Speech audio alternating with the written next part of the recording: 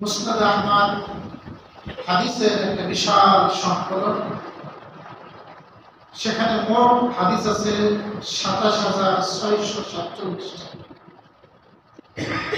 তার মধ্যে আমি যেটা পাঠ করবো শোনাবো আপনাদের ২১,৪৫৫ হাদিস। এই হাদিসের বর্ণনাকারী সাহাবীর নাম হলো আবু যার গিফারি। আবু যার গিফারি রাদিয়াল্লাহু তাআলা আনহু বলেন, আমারানি খলিলি বিসবঈ, আমার খলিল আমাকে ৭ বিষয়ে আদেশ করেছেন। কয়টা আদেশ? এই ৭টা আদেশ এত দামি।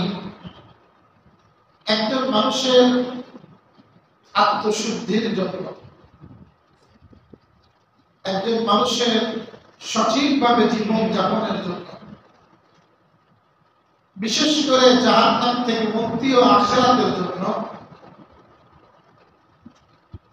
বড় দামি কিছু নসিহত নবীজি করেছিলেন হযরত আবু যারকে। এরকম ৭টি নসিহত আবু যার বলেন আমার খলিল আমাকে করেছেন। আবু যার গিফারি ছিলেন রাসূলের একেবারে শুরু লগ্নের সাহাবী। এক বর্ণনা মতে তিনি ৪র্থ মুসলমান, আর এক বর্ণনায় ৫ম মুসলমান। গিফার তৎকালীন গোত্র, এদের মূল পেশা ছিল ডাকাতি করা। কি করা? মূল পেশা ছিল ডাকাতি। গিফার গোত্র, এই গিফার গোত্রের সন্তান ছিলেন আবু যার। একেবারে ইসলামের শুরু লগ্নে যখন আসলেন নবীজির কাছে, সহিহ বুখারীর বর্ণনা, ভয়তে জিজ্ঞাসা করবে কারো কাছে রাসূল কোথায়, আমাকে নিয়ে চলো, আমি মুসলমান হব, এই সাহস ছিল। ৩ দিন পর্যন্ত অপেক্ষা করেছেন মসজিদে হারামে, পায়নি। একদিন আসছেন, সারাদিন ঘোরাঘুরি করে আর মসজিদে পড়ে আছে। মসজিদের দায়িত্ব ছিল তখন আবু তালেবের। আবু তালেবের পক্ষ থেকে তালা মারে, মসজিদ খোলে আলী। তো যেহেতু তিনি তালা দেন, সবার শেষে দেওয়া আলী লক্ষ্য করছে কিরে দরজার এক পাশে বসা, জিজ্ঞাসা করছে ভাই কার কাছে যাবেন, বলে না। বলছে মুসাফির। বলে মুসাফির, বলে চলেন আমার সাথে চলেন। নিয়ে গেছে বাড়িতে, মেহমানদারি করছে, রাতে থাকার জায়গা আছে। আলীও সাহস করে কিছু বলে না, আবু যার গিফারিও কিছু বলে। এরকম ২য় দিন হয়েছে, আবার ৩য় দিনও হয়েছে। ৩য় দিন আবু যারকে জিজ্ঞাসাই করছে, তুমি কি জন্য বলো তো আমার। বলে আমি শুনছি এই এলাকায় একজন নবী দাবি করছে, আমি তার সাথে সাক্ষাৎ করতে চাই, আমি মুসলমান হতে চাই। আলী বলে তাহলে তুমি আমার সাথে আসো, ঠিক জায়গায় আসছো, তবে লোকজনদের বলা যাবে না, আমি আর তুমি নিরাপদ দূরত্ব রেখে আমার তুমি পিছ চলবা। যদি আমি কোনো লোকজনকে দেখি আমাদেরকে ফলো করতেছে, আমার সন্দেহ হয়, আমি বসে যাবো বিশালে ভাগ করে, তুমি চলতে থাকবা, কেউ যেন বোঝে না তুমি আমার পিছ যাচ্ছ। এইভাবে রাসূলের কাছে নিয়ে গেছে। নবীজির কাছে যে আবু যার গিফারি বলছে, আসসালামু আলাইকুম ইয়া রাসূলুল্লাহ ওয়া রাহমাতুল্লাহি ওয়া বারাকাতুহু। ইসলামের প্রথম সালাম আবু যার গিফারি দিয়েছে। কেন দিয়েছে? এই সালাম পরবর্তী রাসূল চালু রাখছে। এরপর রাসূলের হাতে মুসলমান হয়ে গেছে। রাসূল আসলে সকল যুদ্ধে অংশগ্রহণ করেছেন। মসজিদে আকসা, বাইতুল মুকাদ্দাস, ওমর ফারুকের খেলাফতে যখন মুসলমানদের দখলে আসে, বিজয় হয়, তার সদস্য ছিলেন আবু যার গিফারি। ওনার ইন্তেকালের সময় নবীজির কথার প্রতি কত ইয়াকিন ছিল, খুব সাদা সাদা জীবন ছিল আবু জাহেল। 4000 আশরাফি দেওয়া হতো, দিরহাম দেওয়া হতো বাইতুল মাল থেকে ওনাকে প্রতি বছরের 1 বছরের সালানা খরচ হবে 4000। উনি খাদেমকে বলতে হিসাব করে 1 বছরে কত টাকা লাগবে, যতটুক লাগবে সেইটুকু রেখে বাকিটা সব সাথে করবে। মদিনা থেকে একবারে মরুভূমির মধ্যে রমসা একটা জায়গা, এই রমসায় একাকি বসবাস করতেন, ওনার স্ত্রী ওনার এক মেয়ে ওখানে বসবাস করতেন। যখন একেবারে মৃত্যু সায়ন নেই, ওনার স্ত্রী বড় অস্থির, উনি বলতেছেন ওনার স্ত্রীকে, তুমি এত অস্থির কেন? বলে আপনি মারা গেলে আপনার জানাজা পড়বে, এই লোক তো নাই। উনি বলে তুমি চিন্তা করো না, আমি আল্লাহ রসুলের এক মজলিসে বসা ছিলাম, ওই মজলিসে রসুল বলতেছিলেন এই মজলিসে এমন একজন ব্যক্তি আছে তার মৃত্যুটা মরুভূমিতে হবে একাকী অবস্থায়, আল্লাহ তাআলা তার জানাজার জন্য এক জামাত লোককে পাঠায়। সুবহানাল্লাহ। যেই মজলিসে রাসূল বলেছেন সেই মজলিসে আরো যত সাহাবী ছিলেন আমি ছাড়া সবার মৃত্যু লোকালয়ে হয়েছে, আমি এক ব্যক্তি যেটা আমি লোকালয় থেকে দূরে মরুভূমিতে, আমি আশা করি অবশ্যই আমার নবীর কথা সত্য, আমার জানাজার জন্য আল্লাহ পাক এক জামাত লোক পাঠাবেন। সুবহানাল্লাহ।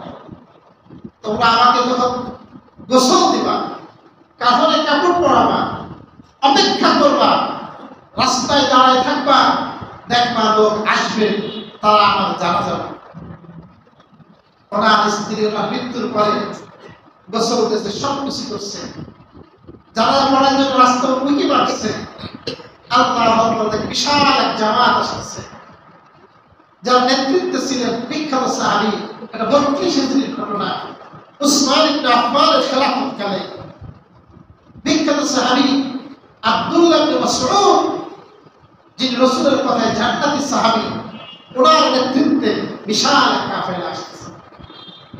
স্ত্রী আশ্চর্য হয়ে গেছে, এখন তো হজের মৌসুম না, কারা আসে? পরে তাদেরকে বলা হলো এই যে আবু জাহেলের লাশ আছে, তার জানাজাকে তোমরা পড়তে তৈরি আছে। আব্দুল্লাহ ইবনে মাসউদ শুনে কেঁদে ফেলছে, আমার ভাই আবু জাহেল রাহিমাহুল্লাহু আলা আবি জাহেল, আল্লাহ পাক আবু জাহেলের উপর রহম করুন। সে রাসূলুল্লাহ সম্পর্কে বলেছিল সে একাকী জীবনে চলাফেরা করবে, একাকী তার মৃত্যু হবে, হাসরের ময়দানে একাকী আল্লাহর দরবারে স্থাপিত হবে, উত্থিত হবে। সুবহানাল্লাহ। ভালো গেছেন, দেখেন নাস্তা তৈরি, বলে নাস্তা এত নাস্তা কেন, কার জন্য বানাইছে? বলে আপনার ভাই বলে গেছে আসবে এক জামাত, সেই জামাত জানাজা পড়বে, আমাদেরকে হুকুম করেছেন তাদের জন্য নাস্তা যেন তৈরি করে। এমন একই ছিল আবু যর গিফারি, যাই হোক ইবনে মাসউদ করে জানাজা নামাজ আদায় করেছে, তিনি তাকে কবরে সমাহিত করেছেন। এরকম রাসূলের একজন প্রিয় সাহাবী আবু যরের নসিহত আমরা শুনি। আবু যর গিফারি বলেন আমারানি খলিলি বিসবঈ, আমার খলিল আমাকে 7টি নসিহত করেছে। শব্দ ভাষার চয়নটা দেখেন কি মধুর ভাষা। সাহাবীরা কখনো বলতেন না মুহাম্মদ আমাকে বলেছেন, নাউজুবিল্লাহ, তাদের শব্দ ছিল সাধারণত রাসূল। আর আবু যর গিফারি এর থেকে উন্নত ভাষা, কতটা অন্তরে প্রেম ছিল, ভালোবাসা ছিল রাসূলের প্রতি, যে আমার খলিল আমার বন্ধু আমাকে 7 বিষয়ে আদেশ করেছে। এখান থেকে আমাদের সবক আছে যে আমরা যারা বড় ব্যক্তি তাদেরকে এমন নামে ডাকা, মহব্বতের সাথে ডাকা, ভক্তির সাথে ডাকা, ভালোবাসার সাথে ডাকা। কি নসিহত করেছেন? 1 নম্বর দিন নসিহত করেছেন আমারানি বিহুব্বিল মাসাকিন ওয়াদুরুফি আলাইহিম নসিহত করেছে, আমি যেন মিসকিনদেরকে ভালোবাসি। কাদেরকে? ওয়াদনুবি মিনহু, আমি যেন সবসময় মিসকিনদের সাথে থাকি। সবসময় কাদের সাথে থাকি? মিসকিনদের সাথে, মিসকিনদেরকে ভালোবাসি। রাসূলুল্লাহ সাল্লাল্লাহু আলাইহি ওয়াসাল্লাম শুধু এটা নিজে বলেননি, রাসূলের গোটা জীবন যদি দেখা যায়, পড়াশোনা করা হয়, দেখা যায় রাসূল মিসকিনদেরকে খুব বেশি ভালোবাসেন। কত ভালোবাসতেন! রাসূল দোয়া করতেন, এই দোয়াটা করতেও সাহস পাবো না। রাসূল দোয়া করতেন, কতটা ভালোবাসা! আল্লাহুম্মা আহইনি মিসকিনা ওয়া আমিতনি মিসকিনা ওয়াহশুরনি ফি যুমরাতিল মাসাকিন। হে আল্লাহ, তুমি আমাদের যতদিন দুনিয়াতে বাঁচাও, মিসকিন রূপে বাঁচাও। কি রূপে বাঁচাও? মিসকিন। ওয়া আমিতনি মিসকিনা, আমাদের মওত দিবা। আল্লাহ, আমি অঢেল সম্পদের মধ্যে মরতে চাই না, আমার মৃত্যুটাও তুমি মিসকিন অবস্থায় দিও। নবী যখন মৃত্যুবরণ করে, রাসূলের কোনো টাকা পয়সা ছিল না। আর ওয়াহশুরনি ফি যুমরাতিল মাসাকিন, কিয়ামতের ময়দানে যারা মিসকিনদের যে দল হবে, ওদের সাথে আমাকে আল্লাহ তুমি উঠায়। সুবহানাল্লাহ। এই যে রাসূল বিলালকে খুব ভালোবাসতেন, খাব্বাবকে ভালোবাসতেন, সালমানকে ভালোবাসতেন। এরা সব ছিল মিসকিন, গরীব, অসহায় সাহাবা। আল্লাহ সহিহ বুখারী বর্ণনা, ওমর ফারুক বর্ণনা করেন, একবার আল্লাহ রাসূলের বিবিদের সাথে নবীজির একটু মন কষাকষি হয়েছে। মন কষাকষি হয়ে আল্লাহ রাসূল বলছেন, আমি 1 মাস যাব না। 1 মাস বিবিদের সাথে রাগ করেছিলেন আল্লাহ রাসূল। আপনারা তো 3 দিনও হয়, বহু চেষ্টা করছে বিবিদের সংশোধন করা, তা শোনে না, বোরকা পড়তে চায় না, বাজার ঘাটে যাওয়া থেকে বিরত থাকতে চায় না।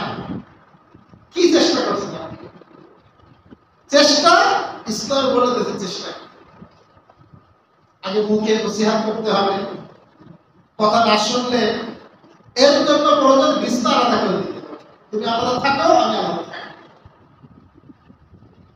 একজন সম্ভ্রান্ত নারী কখনো স্বামীর থেকে আলাদা থাকবে না, সত্যি কথা। তাহলে রাসূল 1 মাস, কয় মাস? 1 মাস আল্লাহ রাসূল পৃথক ছিলেন, আলাদা ছোট্ট করে মাচা করে সেখানে থাকতেন। ওমর ফারুক 1 মাস শেষ হয়ে গেছে, এর মধ্যে একদিন গেছে। তখন আল্লাহ রাসূল মদিনার বাদশা, সবকিছুর নেতৃত্বে আল্লাহ রাসূল যখন ঢুকছেন অনুমতি নিয়ে, গোলাম ছিল ইয়াসার, এক গোলাম ছিল, অনুমতি নিয়ে ঢুকছেন। প্রথমে অনুমতি দেয়নি, এরকম অনুমতি দিয়েছেন। ঢুকার পরে ঘরের মধ্যে দেখে পুরা ঘর আল্লাহ রাসূল শোয়া। উঠলেন, রাসূলের শরীর মুবারকে, রাসূল যেই চাটাইয়ের উপরে শোয়া ছিলেন, খেজুরের পাতা দিয়ে বোনা, মাঝখানে মাঝখানে ফাঁকা, যার কারণে ওই শক্ত হওয়ার কারণে নবীজির নরম শরীরে, চমৎকার শরীরে ওই খেজুরের পাতার দাগ পড়ে গেছে। আর পুরা ঘরের মধ্যে এক জায়গায় একটা পাতা পড়ে আছে, আর ওই একটা ছোট্ট চৌকি। পুরা ঘরে কোনো আসবাব বলতে কিছুই নাই। এই অবস্থায় আল্লাহ রাসূল অবস্থান করতেছেন। ওমর ফারুকের এই হালাত দেখে এত কষ্ট পাইলেন, রাসূলের কাছে আবেদন শুরু করলেন, ইয়া রাসূলুল্লাহ, দুনিয়া আল্লাহর নাফরমান বান্দারা, আসামিত ছাড়া বিভিন্ন বিধর্মীরা কত নিয়ামতের মধ্যে আছে, কত শান শওকতে আছে, আর আপনি আল্লাহ রাসূল আপনার এই অবস্থা কেন? আপনার এই অবস্থা কেন? নবীজি বলেন, ওমর, উলাইকা কওমুন উজ্জিলাত লাহুম তাইয়্যিবাতুহুম ফিল হায়াতিদ দুনিয়া। ওমর, তারা এমন জাতি, আল্লাহ পাক ওদের কল্যাণগুলো, ওদের নিয়ামতগুলো দুনিয়াতে অগ্রিম দিয়ে দিয়েছে। কোথায় দিয়ে দিয়েছে? দুনিয়া। এদের আখিরাতে কোনো অংশ নাই। আমরা আখিরাতকে গ্রহণ করেছি কার পরিবর্তে? দুনিয়ার পরিবর্তে। রাসূল শুধু বলেননি, রাসূল তার ব্যক্তি জীবনেও এরকম ছিলেন। তা আল্লাহ রাসূল সাল্লাল্লাহু আলাইহি ওয়াসাল্লাম বলেন বিহুব্বিল মাসাকিন, মিসকিনদেরকে ভালোবাসো। এটা আল্লাহ পাক কোরআনেও বলেছেন। সূরা বালাদ আমি শুরুতে তেলাওয়াত করেছি। আল্লাহ পাক বলেন ফালাহতাহামাল আকাবা, তারা কেন ইসলামের ঘাঁটিতে প্রবেশ করে? কিসের ঘাঁটি? ইসলামের ঘাঁটি। ইসলামের আবার ঘাঁটি কি? প্রশ্ন হয় না? আল্লাহই প্রশ্ন করেন আমা আদরাকা মাল আকাবা, তুমি কি জানো ইসলামের ঘাঁটি কি? ঘাঁটি ফাকুর রাকাবা, এক নম্বর ইসলামের ঘাঁটি হলো দাস মুক্তি। যদি গোলাম থাকে, কেউ বন্দী থাকে, সে বন্দী মুক্তির ব্যবস্থা করা, মুসলমান বন্দীর মুক্তির ব্যবস্থা করা, দাস মুক্তির ব্যবস্থা করা, এইটা হলো এক নম্বর ইসলামের ঘাঁটি। ভালো কাজ। আও ইতআমুন ফি ইয়াউমিন যী মাসগাবা, অথবা দুই নম্বর যী মাসগাবা, দুর্ভিক্ষের সময় মানুষকে খানা খাওয়া। কারে খানা খাওয়ানো? মানুষকে খানা খাওয়ালে তা খানা খাওয়া। কারে খাওয়ানো? কাকে খাওয়াবে? ইয়াতীমান যা মাকরাবা, আত্মীয় যারা এতিম, যারা আত্মীয় অথচ এতিম, এদেরকে খাওয়াবে। বিশেষ করে আও মিসকিনান যা মাতরাবা, যে এতিম তার শরীরে ধুলাবালি লাগানো, যে মিসকিন শরীরে ধুলাবালি লাগানো, এবং অসহায় মিসকিনকে খানা খাওয়ানো, তাকে সহযোগিতা করা। এইগুলো যারা করে এরা হলো উলাইকা আসহাবুল মাইমানা, এরা হলো ডানপন্থী, এদের ঠিকানা হলো জান্নাত। সুবহানাল্লাহ। আল্লাহ পাক অন্য সূরার মধ্যে বলেছেন ইয়াতাসাআলুনা আনিল মুজরিমিন মা সালাকাকুম ফি সাকার ক্বালু লাম নাকু মিনাল মুসাল্লিন ওয়া লাম নাকু নুত'ইমুল মিসকিন। যখন জাহান্নামে চলে যাবে, তখন তারা বলবে একে অপরকে, তোরা জাহান্নামে আসলি কেন? কি অপরাধ? ওরা মৌলিক অপরাধ বলবে লাম নাকু মিনাল মুসাল্লিন, আমরা নামাজ পড়তাম না। কি পড়তাম না? নামাজ না পড়লে তার ঠিকানা কি? কিছু আছে তারা বলে যে আমরা মানুষের কল্যাণে কাজ করি, দাবি করে যে আমাদেরকে মানুষের উপকার করতে হবে, মানুষের মধ্যে আমাদেরকে মানবিক হতে হবে, মানুষের কল্যাণে কাজ করতে হবে। শুধু নামাজ পড়লে হবে? বুঝতে পারলেন? ওইটা করতে হবে, কিন্তু কোনটা ছেড়ে দিয়ে না, নামাজ ছেড়ে দিয়ে না। নামাজ না পড়লে তার ঠিকানা জাহান্নাম। এক নম্বর বলেছে লাম নাকু মিনাল মুসাল্লিন, আমরা নামাজি ছিলাম না, মুসল্লি ছিলাম না। ওয়া লাম নাকু নুত'ইমুল মিসকিন, আমরা মিসকিনকে খাওয়াইতাম না। এটা মিসকিনদেরকে খানা খাওয়া, তাদেরকে ভালোবাসা। অনেক সময় এরকম হয়, কত মানুষ এক সময় অবস্থা খুব ভালো ছিল, আল্লাহ এমন দুর্ভাগ্য রোগ দিয়েছে, মানুষের কাছে হাত পাতে। অনেক ভয় আসে মসজিদে, আমাদের এখানে দেখবেন অনেক গুণ আসে এখানে। কিছু মানুষ কাছে পেশা এলাকা কিছু, এবং কিছু মানুষ অসত্য কথাও বলে, কিন্তু আবার কিছু মানুষ এমন আছে এত মুখাপেক্ষী, জীবনে মানুষের কাছে হাত পাতেনি, লজ্জা লাগে, মানে সে মুখ ঢেকে আসে, মাথা নিচু করে থাকে, এরপর হাত পাতে কিছু চায়। প্রিয় ভাইরা আমার, এই জন্য এদেরকে ভালোবাসা, এদেরকে কিছু দেওয়ার চেষ্টা করা। অনেক সময় আমাকে বলে ওদের কিছু বলে দিবে, সে বলি না আপনারা বিরক্ত হবে, এরকম যদি বলা শুরু করি প্রতিহতে কেউ না কেউ আসবে, কয়জন তো আমি বলবো। এই জন্য সাধারণভাবে বলি না, খুব মাঝে মধ্যে ব্যক্তিত্ব হয় একটা দুটো বলি। কিন্তু তারা যখন আপনাদের কাছে যাবে, আপনাদের যার সামর্থ্য থাকে, কিছু তাদের জন্য দান করা, তাদের কিছু পাশে থাকা, কিছু সহযোগিতা করা, এই নিয়ম করে অনেকে আসে, কিছু নিয়ম করে আসে। এই জন্য মিসকিনদেরকে ভালোবাসা। আল্লাহ তাআলা মিসকিনদের প্রতি সামান্য ভুলও আমি ভাস করবে, এটাও পছন্দ করে। সূরা আবাস, এটা সূরার নাম কি? সূরা আবাস। রাসূলুল্লাহ সাল্লাল্লাহু আলাইহি ওয়াসাল্লাম একবার মক্কার বড় বড় যারা কাফের, উতবা, শাইবা, আবু জাহেল, এমনকি রাসূলের চাচা আব্বাস তখন মুসলমান হয়নি, এরা আসছে নবীজির কাছে। সবসময় এদেরকে পাওয়া যায় না, এরা বড় বড় ব্যক্তি আরবের। নবীজি ওদেরকে দাওয়াতের কাজ করতেছিলেন। বড় বড় ব্যক্তিদের মধ্যে ওদেরকে ইসলামের দিকে দাওয়াত দিচ্ছিলেন, বুঝাচ্ছিলেন। এই সময় আসছে একজন অন্ধ সাহাবী, নাম হলো আব্দুল্লাহ ইবনে উম্মে মাকতুম। সাহাবীর নাম, ইনি অন্ধ সাহাবী ছিলেন, রাসূল খুব ভালোবাসতেন। মুয়াজ্জিনের দায়িত্ব দিয়েছিলেন কাকে? আব্দুল্লাহ ইবনে উম্মে মাকতুম। বিলাল আযান দিত, আবার বিলালের সাথে আব্দুল্লাহ ইবনে উম্মে মাকতুম আযান দিত। মাঝে মধ্যে রাসূল জিহাদে যাইতেন, ও অন্ধ যেতে পারতো না, রাসূল ওকে মদিনায় শাসন করতে অস্থায়ী নিয়োগ দিয়ে যেতেন। সুবহানাল্লাহ। অস্থায়ী ভাবে আমি যতক্ষণ না আসি তুমি মদিনাকে পরিচালনা করো। বদরের যুদ্ধে রাসূল যখন যান, ওর মদিনার দায়িত্ব ছিল আব্দুল্লাহ ইবনে উম্মে মাকতুম। তো রাসূল ভালোবাসেন কত যে তাকে দায়িত্ব দিয়েছেন, অস্থায়ী দায়িত্ব দিয়েছেন। কিন্তু এখন এই মুহূর্তটা রাসূল বড়দের সাথে কথা বলতেছিলেন, আরবের বড় বড় ব্যক্তি, ওই মুহূর্ত আসছে। আইসে একটা মাসালা জিজ্ঞাসা করছে, কোরআনের একটা আয়াতের ব্যাখ্যা জিজ্ঞাসা করছে। তো আল্লাহ রাসূল ওদিকে উত্তর না দিয়ে এদেরকে নিয়ে পড়ে আছে, এদের সাথে কথা বলতেছে, এদেরকে উত্তর দিচ্ছে। তো আবারও প্রশ্ন করছে, আরেকটা সহজ বলতে আবার প্রশ্ন করছে, আবারও প্রশ্ন করছে। এই কয়েকবার যখন প্রশ্ন করছে, রাসূল একটু বিরক্ত হয়েছে। স্বাভাবিক মানবিক ভাবে হয়, তিনি বিরক্ত হয়েছে। উদ্দেশ্য আল্লাহ রাসূলের ও সবসময় আমাদের মজলিসে থাকে। আমি যখন অন্য মজলিসে কথা বলবো, সে তখন জিজ্ঞাসা করতে পারবে, আমি বলে দিতে পারবো, বা আমি বললেও শুনতে পারবে। কিন্তু এদের কিন্তু সবসময় পাওয়া যায় না।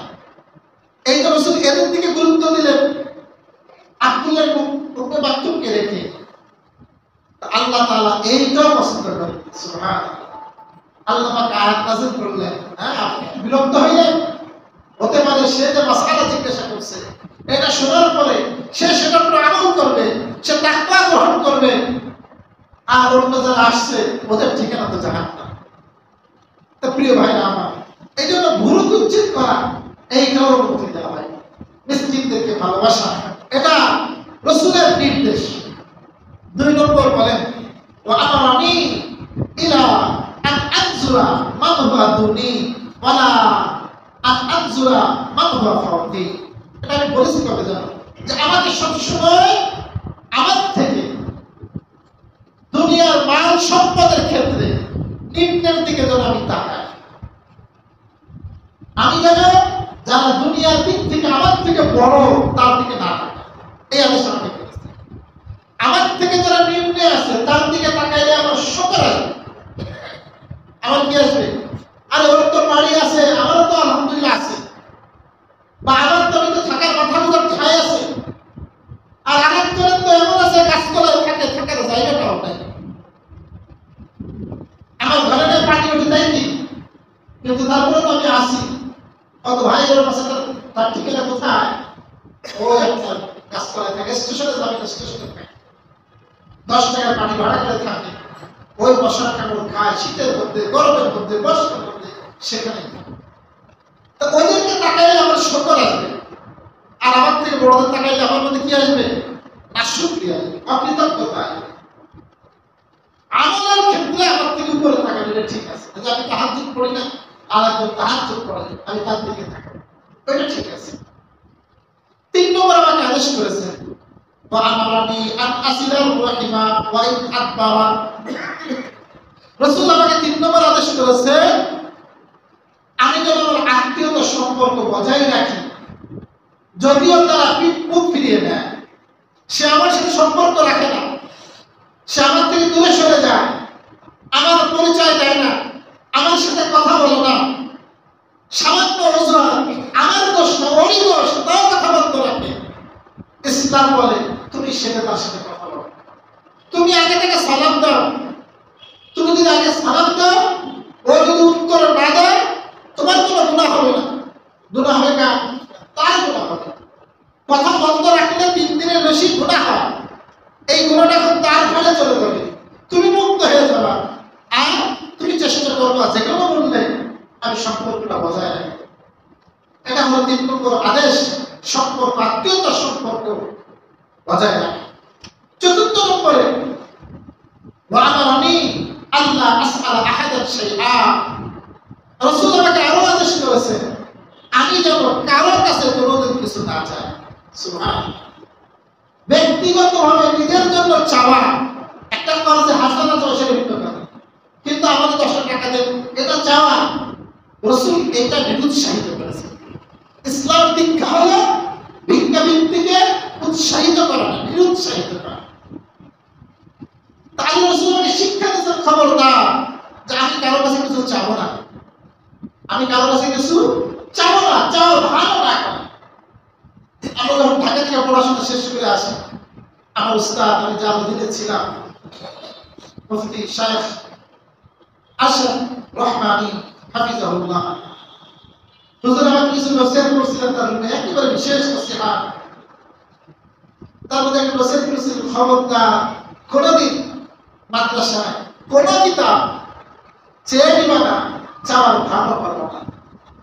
মাদ্রাসায় আমাদের বিভিন্ন কিতাব পড়াতে হয়, বিভিন্ন শ্রেণীর কিতাব আছে, ছোট বড়দের কিতাব আছে, বড় বড়দের কিতাব আছে, দাওরা হাদিসের কিতাব আছে। আমার নসিহত ছিল আমার উস্তাদের যে কোনোদিন কোন কিতাব চেয়ে নিবা না, চাওয়ার ভালো করবা না, যদি কিছু লাগে তো মাওলার দরবারে সেখান থেকে চেয়ে নিবা। সুবহানাল্লাহ। আল্লাহর কাছে নিজের চাওয়াকে পেশ করবা। এই জন্য ভাই কোন বিষয় যদি প্রয়োজন হয় আল্লাহর কাছে চাওয়া। আর 5 নম্বরে বলেন আল্লাহ রাসূল আমাকে ওয়া'মারানি আন আকুলা বিল হাক্কি ওয়া ইন কানা মুররা, আমাকে রাসূল বলেছেন আমি যেন সবসময় সত্য কথা বলি, যদিও সেটা তিতা হয়। সবসময় তো কি কথা বলি? সত্য কথা বলি। সারা জীবন সত্য কথা বলেছেন কে? আবু যার গিফারি। রাসূল আমাকে আদেশ করছেন, উনি তো থাকতেন সিরিয়াতে, সিরিয়ার গভর্নর ছিল তখন হযরত মুআবিয়া রাদিয়াল্লাহু আনহু, ওনার সাথে একটা বিষয়টা ইখতিলাফ করছে, উনি সত্য কথা বলতেন, যার কারণে ওখান থেকে চলে আসে। তা ওনাকে রাসূল বলেছেন সবসময় সত্য কথা বলতে, হক কথা বলতে। এই জন্য রাসূলের নির্দেশ সবসময় কথা বলা, হক কথা বলা, ন্যায়ের কথা বলা। অনেক সময় আমরা হক কথা বলি না, দেখি আমার নিজের মনে কিছু বিপদ আসে কিনা চুপ করে থাকি, মাথা গুঁজে থাকি, এতদিনের বন্ধুত্ব মহাব্বত, কিন্তু সে এখন বিপদে পড়ছে, একটা হক কথা বলবো সেটা বলি না। কিন্তু দায়িত্ব কি ছিল? হক কথা বলা, সত্য কথা বলা, ন্যায়ের কথা বলা। এই আদেশ আল্লাহ রাসূল আমাকে করেছেন। 6 নম্বরে ওয়া'মারানি আল্লাহ হাফিল্লাহি লাওকাত লাইল, আমাকে রাসূল আদেশ করেছেন আমি যেন আল্লাহর বিষয়ে, কোন বিষয়ে? কোন ভৎসনাকারী ভৎসনা পরোয়া না করি। আল্লাহর যেটা হুকুম সেটা আমি করব, আল্লাহর যেটা হুকুম সেটা আমি বলবো। এই বলার কারণে কে মাইন্ড করলো, কে অন্তর ব্যথা পাইল যে হুজুর এত শক্ত কথা বলবো? আল্লাহ রাসূলের নির্দেশ আমাকে আবু যার বলেন যে খবরদার তুমি কোনো পরোয়া করবে না, হক কথা বলবা। এই বিষয়ে কে কি মনে করে তুমি কোনো দেখাশোনা করবে। এই জন্য প্রিয় ভাই, আল্লাহর বিষয়ে কে মনে করবে কোন কথা এটা দেখার সুযোগ নেই। আল্লাহর বিষয়ে কোন কথা বলতে হবে? হক কথা বলতে হবে, ভয় করা যাবে না। অনেকে ইসলামের কথা চলে না, আমি যদি গাড়ি রাখি এটা কি বলবে না, লোকেরা কি বলবে না, বন্ধুরা কি বলবে না, বিবি কি বলবে না। এই গাড়ি রাখে না সমাজের কারণে। কিসের কারণে? সমাজের কারণে দাঁড়িয়ে রাখে না। এমন অনেক মানুষ আছে সমাজের কারণে কাপড় উপর কাপড় পরে না। রাসূল আমাকে সত্য আদেশ করেছে আমি যেন বেশি বেশি করে লা হাওলা ওয়ালা কুওয়াতা ইল্লা বিল্লাহ এটা পাঠ করি। কোনটা পাঠ করি? লা হাওলা ওয়ালা কুওয়াতা ইল্লা বিল্লাহ। রাসূল বলেন এটা হলো জান্নাতের ভান্ডার থেকে একটা ভান্ডার, জান্নাতের একটা দরজা, জান্নাতে যাওয়ার একটা দরজা। কি পাঠ করা? লা হাওলা ওয়ালা কুওয়াতা ইল্লা বিল্লাহ। যদি কোনো ব্যক্তি আবু হুরায়রা থেকে হাদিস আসছে, উনি বলেন এই লা হাওলা ওয়ালা কুওয়াতা ইল্লা বিল্লাহ 99টা রোগের ওষুধ। কয় রোগের ওষুধ? 99 রোগের ওষুধ। বলে সমস্ত রোগ, উনি বিভিন্ন রোগের কারণে পড়ছেন, বিভিন্ন রোগ হয়েছে, আর লা হাওলা ওয়ালা কুওয়াতা ইল্লা বিল্লাহ পড়ছেন, এই লা হাওলার উসিলায় আল্লাহ তাআলা সুস্থ করে দিয়েছে। বরং লা হাওলা ওয়ালা কুওয়াতা ইল্লা বিল্লাহ যদি কোনো ব্যক্তির অর্থ কষ্ট থাকে, কি থাকে? অর্থ কষ্ট, অভাব অনটন, আপনি পরীক্ষা করে একেবারে পরীক্ষিত হন, আপনি বেশি বেশি লা হাওলা ওয়ালা কুওয়াতা ইল্লা বিল্লাহ পড়বেন। এটাও আবু হুরায়রা থেকে বর্ণিত। বেশি বেশি লা হাওলা ওয়ালা কুওয়াতা ইল্লা বিল্লাহ পড়বেন, শতবার হাজারবার পড়বেন। অবশ্যই অবশ্যই আল্লাহ পাক আপনার অভাব অনটনকে দূর করে দেবেন। আপনাদের কিন্তু রিজিকের কিছু ফয়সালা হয়ে যাবে। এই জন্য বেশি বেশি কি করতে বলছেন? এর অর্থ কি জানেন?